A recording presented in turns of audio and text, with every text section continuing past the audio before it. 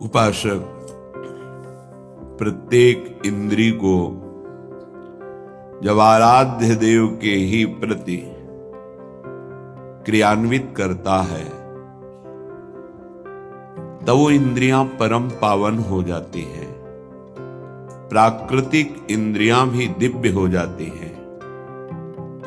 जैसे हमारी वाक इंद्री, जब हम इससे चिदानंद नाम जप करते हैं, चिदानंद लीला का गायन करते हैं तो वाणी भी चिदानंद हो जाती है। श्रवणेन्द्रिय, जब इससे हम नाम कीर्तन सुनते हैं, नाम जब सुनते हैं, भगवत लीला सुनते हैं तो श्रवणेन्द्रिय चिदानंद हो जाती है। ऐसे समस्त इंद्रियां जब केवल आराध्य देव के प्रति समर्पित होकर क्रियान्वित होती हैं तो उनमें ये सामर्थ्य आ जाती है कि उपासक की श्रवणेन्द्रिय निकुंज में प्रिया प्रीतम क्या बात कर रहे हैं ये सुनाई देने लगता है। निकुंज में प्रिया प्रीतम कैसी शोभा से विराजमान है ये दिखाई देने लगता है।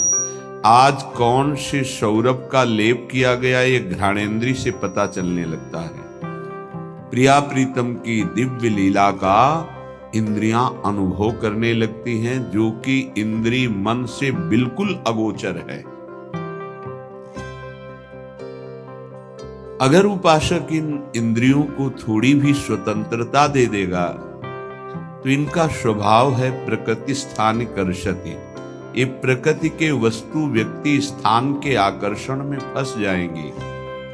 फिर ये महासुख जिसकी हमारे हृदय में लालसा है वो प्रकृति से पूर्ण होने वाली नहीं, वो परमात्मा से होने वाली है। जब हमारी इंद्रियां प्रकृति की तरफ जाती है तो मलिन हो जाती है। श्रीपाद प्रबोधानंद जी महाराज वर्णन करते हैं, स्त्री रूपा मेध्य पिंडे मुहुरमृत धिया नित्य लोलुभ्यमानम चाक्षुर्ण क्षुद्र जीवैरपि विहित मृषा माननात्यंत मग्नः जिह्वामिष्टान्न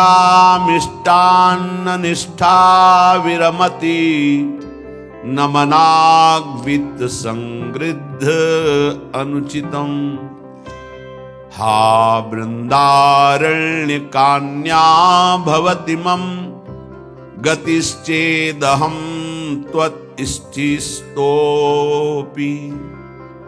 हे वृंदावन धाम, मेरी बड़ी दुर्दशा है।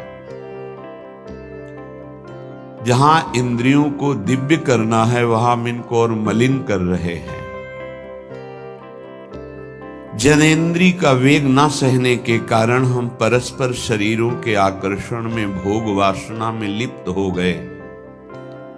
मन और जनेन्द्रिय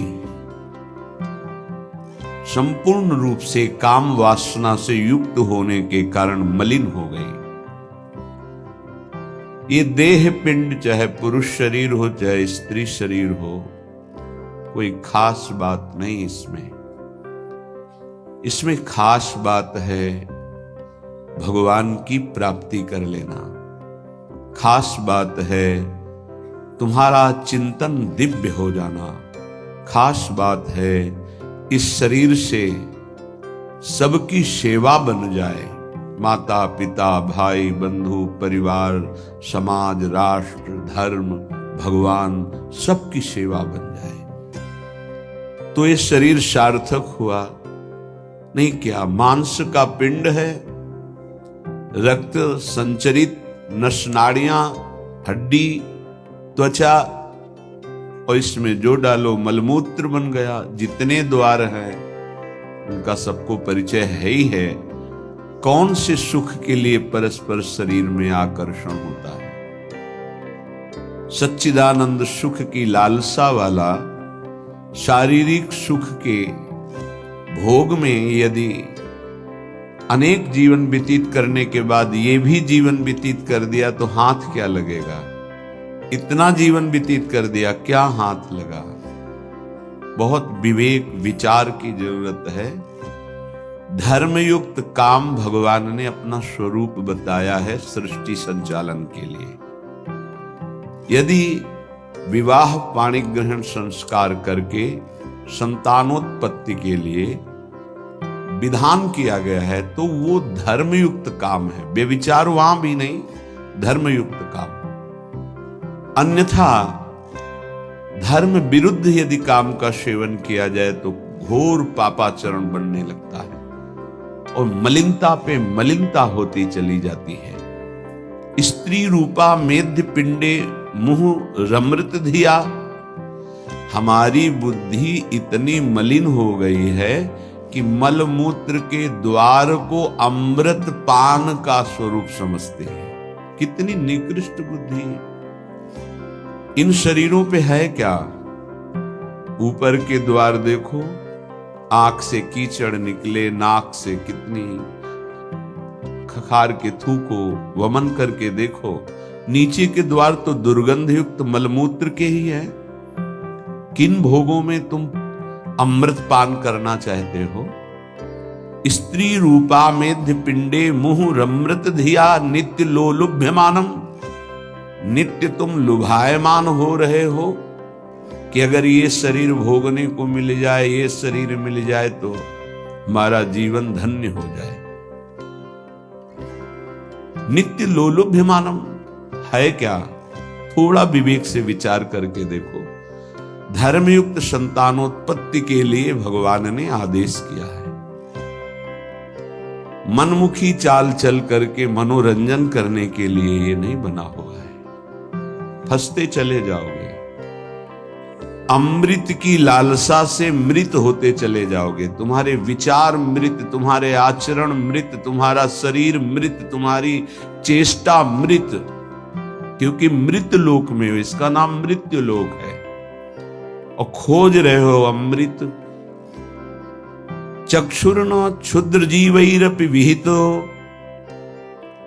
ये नेत्र मिथ्या रूप में लुभायमान हो रहे हैं। चमड़ी ऊपर से गोरी पीली जैसी भी, उसी में हम आसक्त हो रहे हैं। इतने आसक्त हो रहे हैं। परसों एक नवयुवक भाई प्रश्न एकांतिक में कह रहे, जिया नहीं जा रहा, हमको हमारी मित्र ने धोखा दे दिया और हालत भी ऐसी थी कि करुणा लग रही थी कि कृपा करें प्रभु और इनकी बुद्धि को इस दलदल से निकालें। वो जीवन से हारा हुआ व्यक्ति बैठा हुआ है केवल एक बात में कि उसको उसके किसी मित्र ने, मतलब स्त्री शरीर ने उसको धोखा दे के दूसरे से ब्याह कर लिया। धोखा दे के मतलब मन की गति है, इसमें धोखा और सही का क्षेत्र नहीं है। ये तो विचरण करता रहता है, आज ये आज ये आज ये। इसका कोई बिरला इसकी इस गति को रोक दे, वही साधना परायण साधक कहा जाता है। पर ऐसा नहीं होता है। जहां तुमसे बढ़कर कोई मिला तो वहां दृष्टि उसकी जम जाएगी, तुम्हें छोड़ देगा। संसार का खेल यही है। तुम्हारा प्यार अगर सही ठिकाने पे पहुंच जाए तो सार्थक हो जाए। वो प्यार मूर्ति प्रेम के खिलौना दो खेलत हैं प्रेम खेल, प्रियालाल, इनसे प्रेम हो जाए तो निहाल हो जाओगे। पर इनसे प्रेम करने के लिए कठिनता है। पहले सर्वत्र से राग हटावे तो इनसे प्रेम होता है, अन्यथा नहीं। सर्वत्र की ममता बटोर कर इनके चरणों में तब प्रेम होता है। बोले नेत्र दूषित हो गए बस यही देखते हुए। यही दुर्दशा है जीव की। सामने भगवान है चराचर जगत के हृदय में, उनको कोई नहीं देखना चाहता और बाहरी केवल चमड़े को देख करके हम आकर्षित हो रहे हैं। ये चमड़ी ज्यादा दिन नहीं टिकेगी। जिसकी तुम देख रहे हो उसकी और तुम्हारी भी ये नष्ट होने वाली है।